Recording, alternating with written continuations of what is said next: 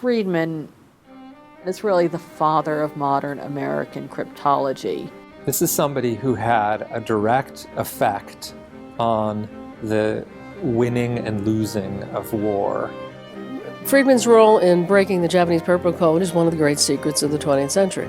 There's almost no area of modern life that isn't somehow touched on by the developments that Friedman is involved in. It was something about his brain that allowed him to look at code and see plain text. This is somebody who created a vocabulary, who stabilized a science, who invented new ways to approach the way in which secret meanings work. He was a man who believed in precision and doing things right and doing the right thing. He lays the foundation for everything that has been achieved to date and needs to be remembered for that.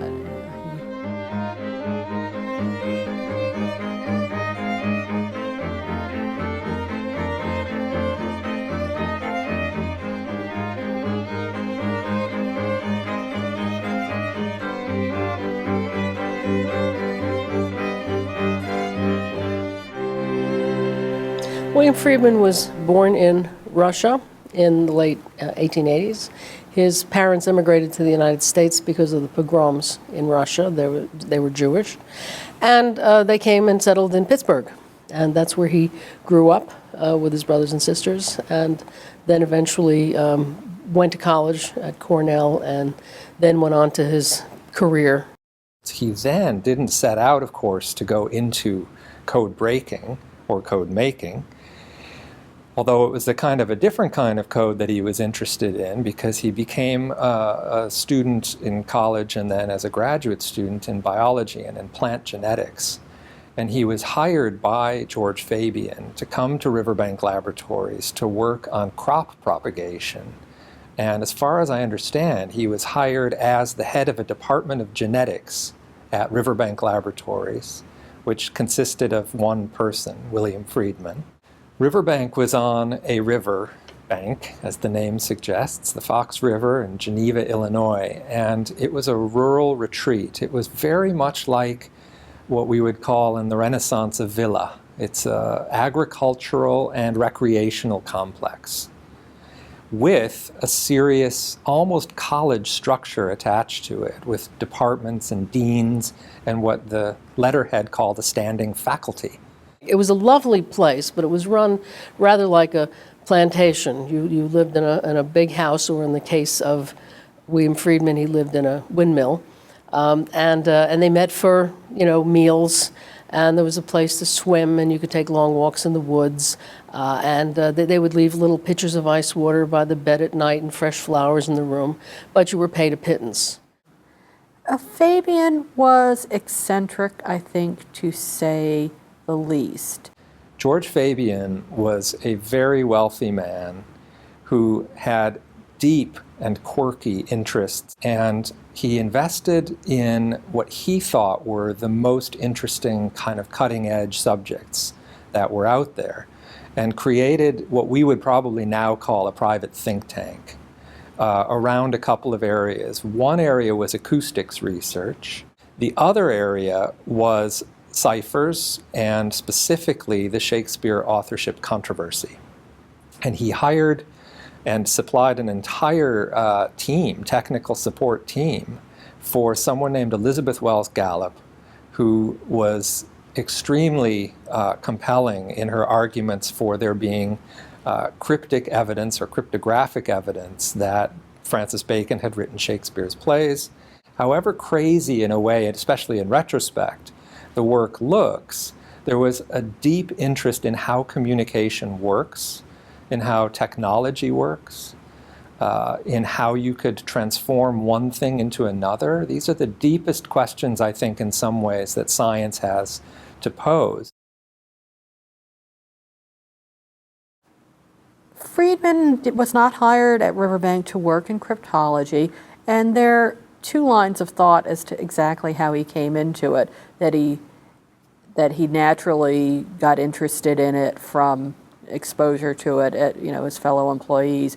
But the story we tend to believe most is that he met Elizabeth Smith, who was one of the young women working on the project, and fell in love with her, and then fell in love with her work. There's this beautiful document that's in Elizabeth's papers that describes the first day they worked together and how Billy, she called him, was watching her as she was working. And a paper flutters over, she says, and she read it, and it said, "You are the most beautiful woman in the world," or something like that. And in the diary, there's still that torn little sheet of paper with his writing that says, how beautiful you are. And that just gives you this sense of the environment that drew them together. If you look at the pictures of Elizabeth and William Friedman when they are at Riverbank, you come up with an image of the halcyon days of yore, people tripping through fields of waving grain or flowers, holding hands, wearing clothing that goes from their neck down to their ankles, high-button shoes, spats, summer frocks. We only have, of course, their description of what it was like, but it seems all terribly romantic. It was before the war. People were seemingly more naive in those days. They met, their eyes locked. They fell in love, and they bicycled around together at Riverbank, sitting on the side of the river having a picnic. It does seem terribly romantic and innocent. And they married there, and they, began a family.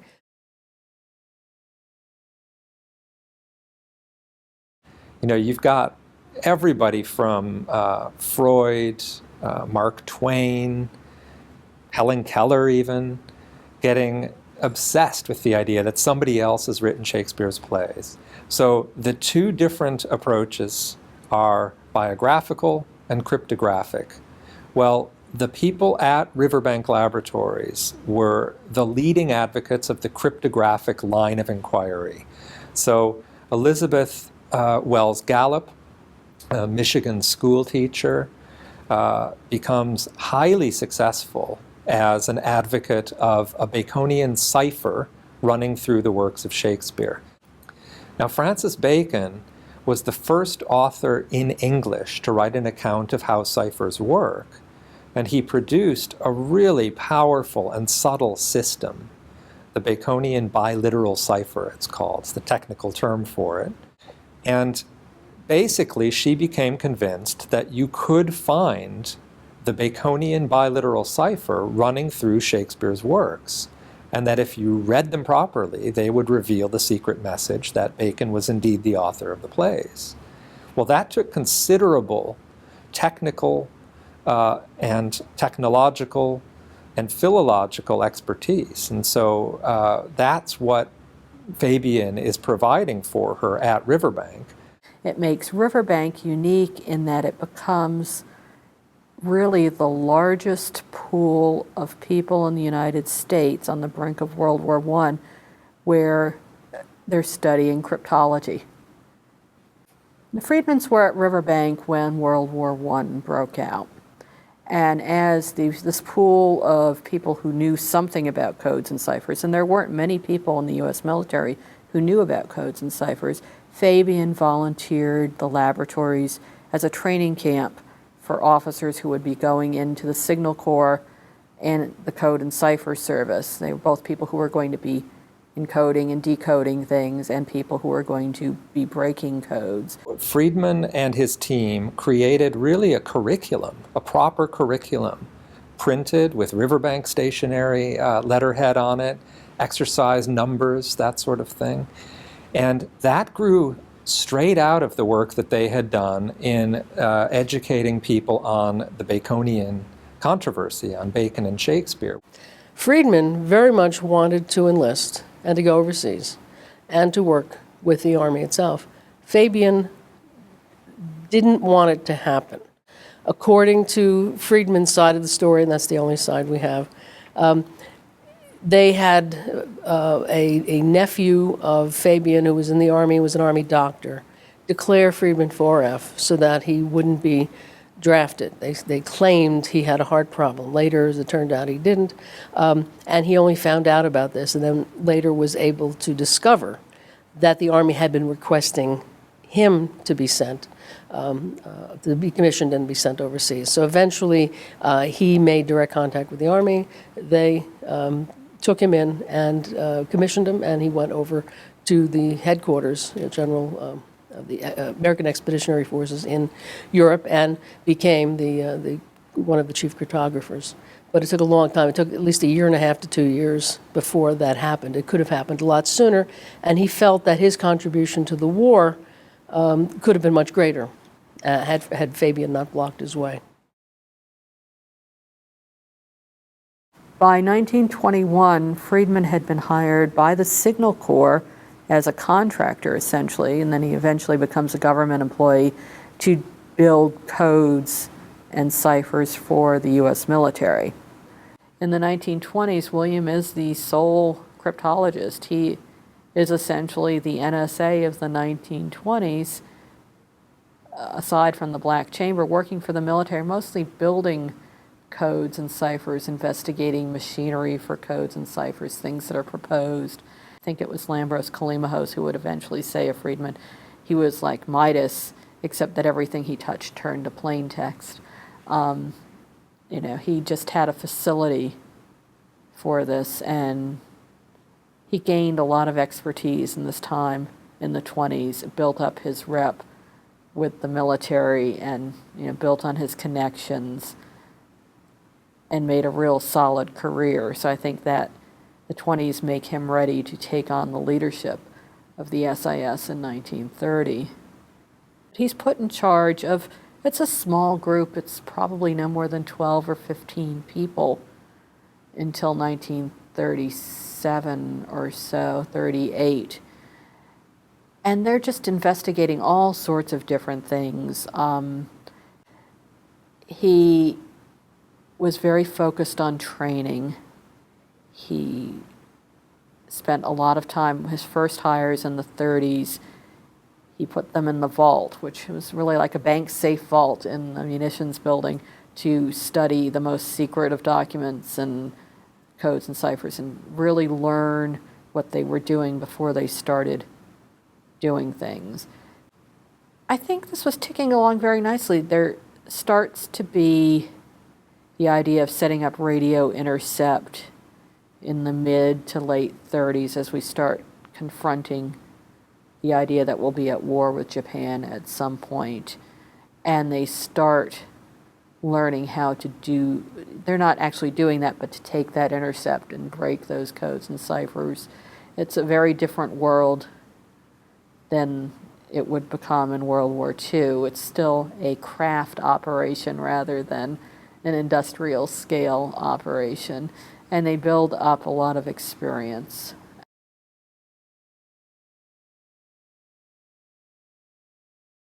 The book famously calls him the man who broke purple. The remarkable thing I find about Purple and the whole team effort is that the U.S. had no idea what the machine looked like. All we had was the intercept. And they built what they call the Purple analog machine, where you'd type in the intercept on one end and it would print out the plain text Japanese, ready for a linguist. This is very different. The only fragment of a Purple machine the U.S. ever saw was found in the basement of the U.S. Embassy in Berlin, or the Japanese Embassy in Berlin, at the end of World War II. And it looks so similar to the analog machine. It's amazing that these minds were just able to figure it out from just the intercept. As a mathematical, inspirational effort that I'm sure Friedman guided, and couldn't have happened without his guidance and training and inspiration. And the scale of mental exertion involved in what he did and what his team did around the breaking of the Japanese code, where given a pattern of gibberish, you're able to reconstruct the machine that must have produced it. Just knowing the pattern, that's literally mind-blowing, and I think it did blow his mind. In the months leading up to breaking the code, Friedman had a nervous breakdown, which gives you an idea of how hard he was working and how seriously he took his task. But he came back, and they worked on it, and they cracked the code. Later in his career, and in fact, even closer to that event, people in the government accused William Friedman of discussing what he did with his wife, because she was a cryptographer also. And to the end, she said that the day they cracked Purple, he never said a word to her about it. He never mentioned it. He just came home like it was any other day, said, "What's for dinner, honey?" And they sat down and had a meal that she didn't know what he did. His relatives later asked him, and nieces and nephews asked him. Other cryptographers asked him. Journalists asked him. TV interviewers asked him. He never said a word about it.